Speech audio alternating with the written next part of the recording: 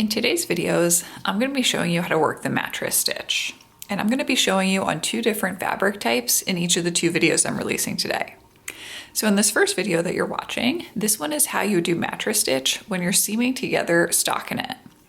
So if you have your piece worked flat, and it could be something like a sleeve, a stocking, anything like that, and what you need to do is seam up, stockinette is where you knit on one side and you purled on the other. So typically you're trying to have your knit stitches facing outwards. The video that I'll be releasing next, that will likely already be available when you're watching this one, is how to seam when you have ribbing. Same again, mattress stitch, but ribbing is where we alternate between knit one, purl one. So this could be something like the cuff to the sleeve. How would you go about seaming there before it turned into stockinette? So what I have in front of me is I have my fabric that I'm trying to seam, and I'm gonna lay it so that the right side of the fabric is facing down towards the table. And then I wanna take the 2 edges that I'm trying to seam together and fold them in towards the center. What I'm gonna be doing is I'm gonna be going along each side and picking up 1 bar from either side and going all the way up the edge.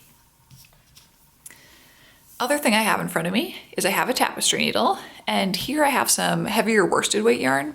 So I have a larger size tapestry needle. I'll link to my favorite set of clover tapestry needles down below in the description box if you're interested. It comes with a nice set of 3, so then no matter what your weight of yarn is, you can find something that works. Okay, so first up, what are you actually looking for when you're working mattress stitch? This is usually what people find the trickiest. So just so I can zoom in a little bit more clearly here, I'm gonna put this white piece of paper behind my work. So right now when I'm looking at my work, I'm actually looking at it upside down. So I'm gonna flip it. And now I'm looking at it right side up. So I have my cast on edge closest to me and my cast off edge further away from me. Now, next thing I wanna do is I wanna unroll this edge. And the reason you wanna unroll the edge is because you're actually losing part of that first stitch or last stitch, depending on which side you're unrolling, because the fabric naturally rolls.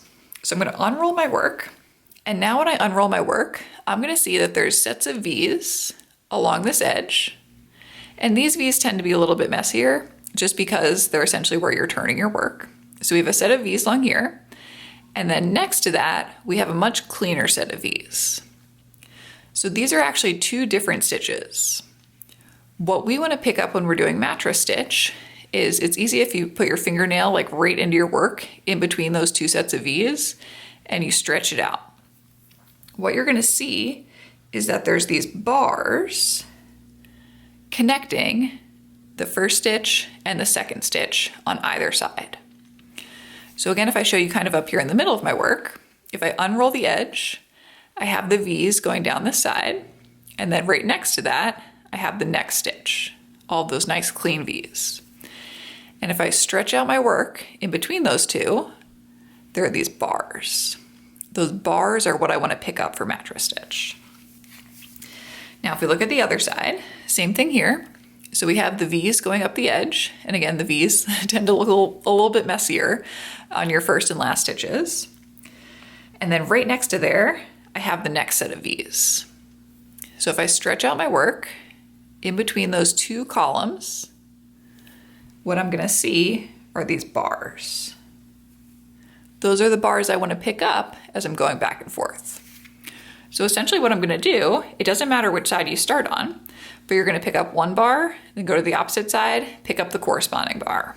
Next bar up, right? And keep on going all the way across. So I'm actually just gonna use my cast on tail here because I left a pretty long one. You can also join a new piece of yarn. And I'm gonna go over to the opposite side of wherever the yarn is coming out of. If you're using a new piece of yarn, you don't have to worry about that. You can join wherever. And first I'm gonna pick up half of one of those cast on stitches down there at the bottom in between the 2 columns. Then I'm gonna go back over to the other side, look in between the first 2 sets of V's, and again, pick up half of one of those cast on stitches. Okay, so now we've attached both sides. Now we get to actually pick up the bars. So if I stretch out my work in between the first set of V's and the second set of V's, I have my first bar here. So I'm gonna go underneath it, pull my yarn through, back over to my other side, stretch out my work, column of V's, pick up the first bar. Now I'm gonna go back over to the other side. When I stretch out my work again, I'm gonna go up to the next bar. Pick up the bar, go back over to the other side, stretch out my work again, pick up the bar. I'm gonna keep on doing this for about an inch.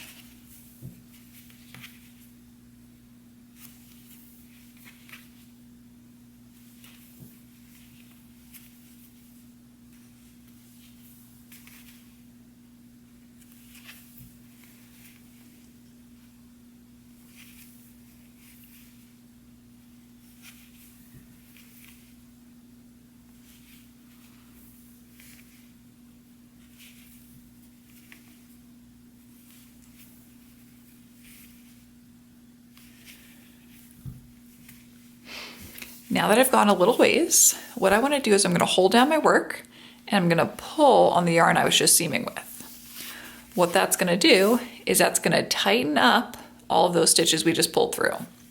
So now when I look at my work, you really can barely tell where that seam is. You can tell a little bit from the cast on edge, right? There's a little bit of a bump there. And then naturally you can tell up here at the top because they're still apart from each other.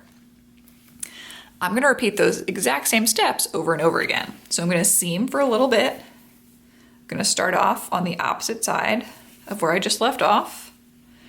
And then once I go for about an inch or so, and you'll figure out what's the most you're comfortable with, then I'm gonna pull on my yarn to tighten up the stitches, or the seam.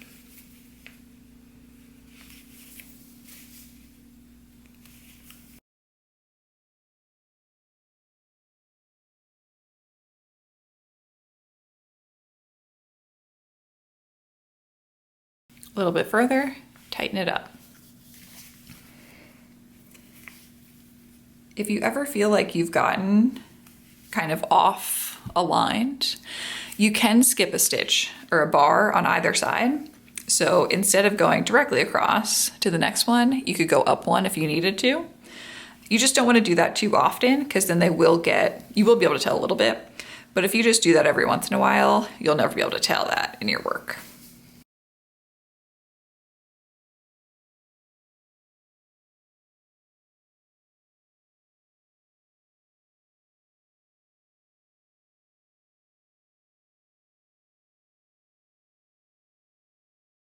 Now as I come closer to the edge, again, I'm gonna pick up half of that cast off on one side, go over to the other side, and pick up half of that cast off again, and tighten. Now you do have some wiggle room. You can stretch out your work to make it a little bit looser, or you can pull it tighter and it'll tighten up all your stitches. So like that is too tight for me, so I'm gonna re-loosen that. But you can make it match kind of the tension of the rest of your work. So that is how I do mattress stitch on stockinette. This is what it looks like from the front. So you can really only tell if you stretch out your work where that seam is. And then on the back, you do end up with a seam bump here because essentially you have one stitch that you brought to the inside of your work as you were seaming. So that's the inside. The inside does make a nice place to weave in your ends as well. So if you're interested now in the ribbing version of this video, I'll be sure to link that one up in the corner and also in the description box down below.